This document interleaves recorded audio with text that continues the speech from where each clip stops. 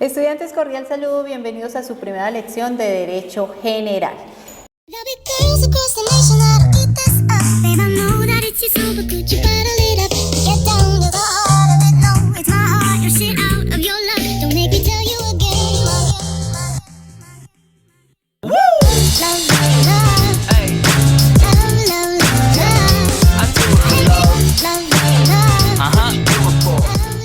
En el día de hoy vamos a tocar unos aspectos generales definiendo ciertos conceptos básicos y otros ya con mayor relevancia.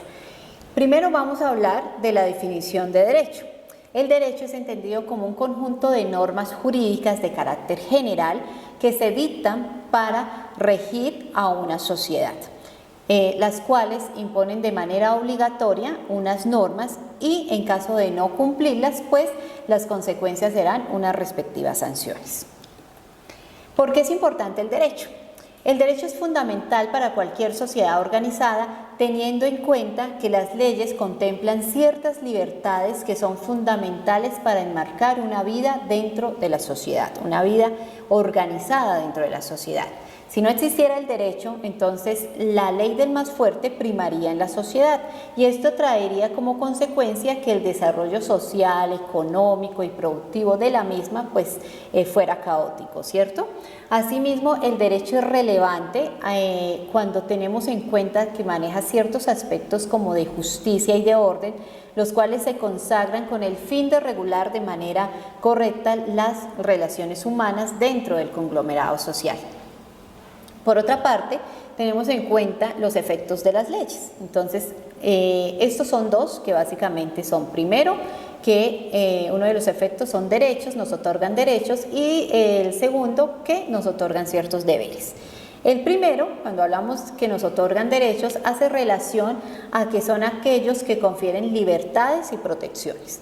Y los segundos, lo que se hace relación a los deberes, son los que obligan a cumplir con determinados compromisos y responsabilidades. Entonces, a partir de esto, tenemos que decir que una persona que se considere respetuosa de la ley ejerce los primeros, es decir, los derechos de manera libre, de acuerdo a su libre albedrío, ¿cierto? Y los segundos ya quedan o dependen del cumplimiento de nuestros deberes como ciudadanos. Entonces, los segundos los cumplimos, los primeros los ejercemos de manera libre. Otros conceptos que manejamos en esta área hacen relación a los usos sociales, la norma jurídica y la norma moral. Los primeros, los usos sociales, hacen relación a esas conductas repetitivas en el tiempo y aceptadas en la sociedad. La norma jurídica, por su parte, son aquellos preceptos permisivos o sancionatorios creados por aquellas personas encargadas de legislar. Y la norma moral, por su parte de los principios y los valores que tenemos cada uno de nosotros, los cuales no son de obligatorio cumplimiento, pero en caso de incumplirlos, pues no se dará una sanción como tal, pero sí existirá un reproche por parte de los asociados, que son los que observan y miran si nuestro actuar está bien o no. El derecho se divide en dos, que es un derecho objetivo y un derecho subjetivo. El derecho objetivo, por su parte, es el conjunto de normas que rigen la convivencia dentro de una sociedad, las cuales otorgan derechos y establece ciertas obligaciones, con el fin de establecer un ordenamiento jurídico justo dentro de la convivencia humana, que rige en toda la sociedad, ¿cierto? Entonces, cuando hablamos de derecho objetivo, hacemos relación a esa codificación, ese conjunto, a la normatividad como tal existente en una sociedad. Y en lo que hace relación al derecho subjetivo, se refiere a la facultad que tiene cada persona, cada individuo, para ejecutar o abstenerse de realizar una conducta y asimismo para exigir de otra persona el cumplimiento de su deber. Este derecho subjetivo se clasifica en derechos políticos y derechos privados, y los derechos privados a su vez se clasifican en derechos personales y derechos reales.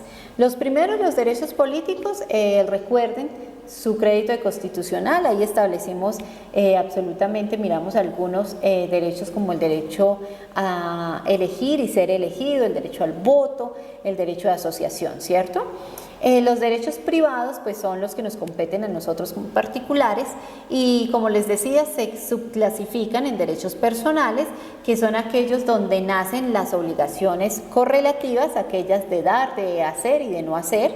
Y por su parte la otra subdivisión son los derechos reales, que son aquellos que se ejercen no sobre las personas sino sobre las cosas. Bien.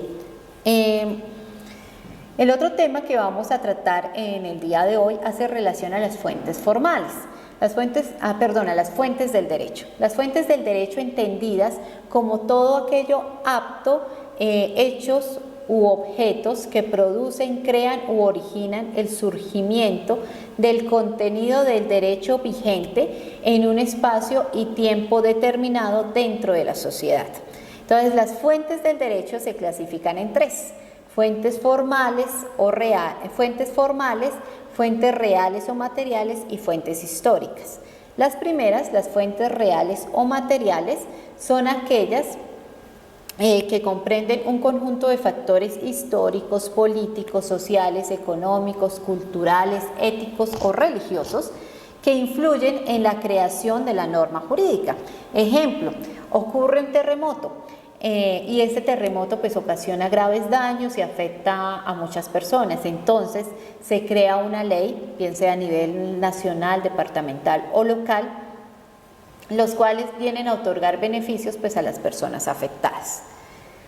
La segunda clasificación hace relación a las fuentes históricas y son el conjunto de documentos o textos antiguos como libros, papiros, que encierran el contenido de una ley.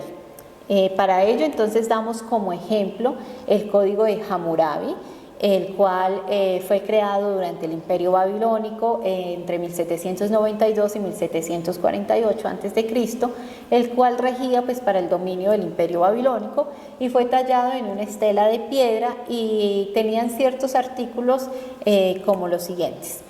La ley número 195 relacionaba que si un hijo ha golpeado a su padre, se le amputará la mano.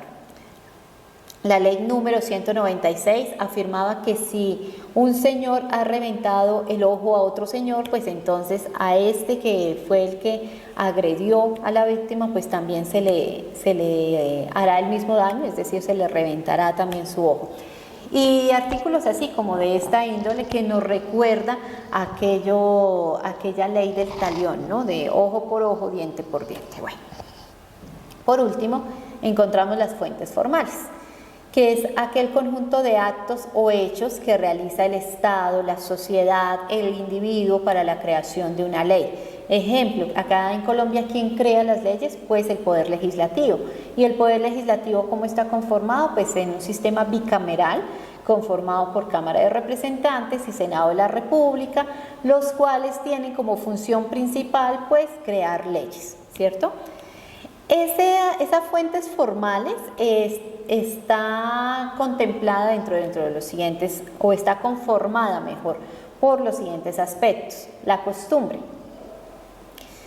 Hace relación a que en la medida en que las cosas se tienden a hacer como siempre se han hecho, pues entonces está bien su realización. El derecho responde a su misma tradición cultural y social y el desarrollo de este como tal. La doctrina, por su parte, relaciona o hace mención al conjunto de reflexiones y disposiciones generadas a partir del estudio de la literatura jurídica. La jurisprudencia es el otro aspecto que conforma las fuentes formales, se refiere al conjunto de decisiones pasadas que han tomado los órganos judiciales, bien sea, recordemos la clasificación inconstitucional dentro del Poder Judicial, entonces encontramos la justicia ordinaria, entre ellas la Corte Constitucional, el Consejo de Estado, ¿cierto?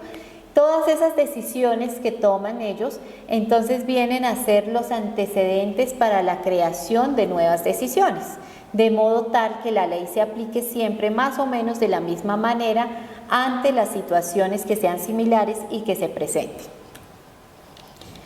Otro aspecto que hace parte de las fuentes formales son los principios generales del derecho. y estos son conceptos más básicos y fundamentales en todo acto legal que los vamos a estudiar de manera detallada en nuestra próxima clase y vamos a encontrar ahí pues su concepto y el alcance de los mismos, ¿no? Los tratados internacionales también conforman estas fuentes formales y se tiene en cuenta que todo país firmante se compromete a cumplir su palabra frente a las terceras naciones, ¿no? Estos tratados internacionales hacen parte del bloque de constitucionalidad. Y por último encontramos la legislación y la ley, en lo cual se haya incluido el contenido de nuestra Constitución Política de Colombia, así como las decisiones del Poder Legislativo y todo el cuerpo de las leyes vigentes de un Estado. Entonces espero que les haya quedado clara la lección de esta semana y que tengan un feliz día.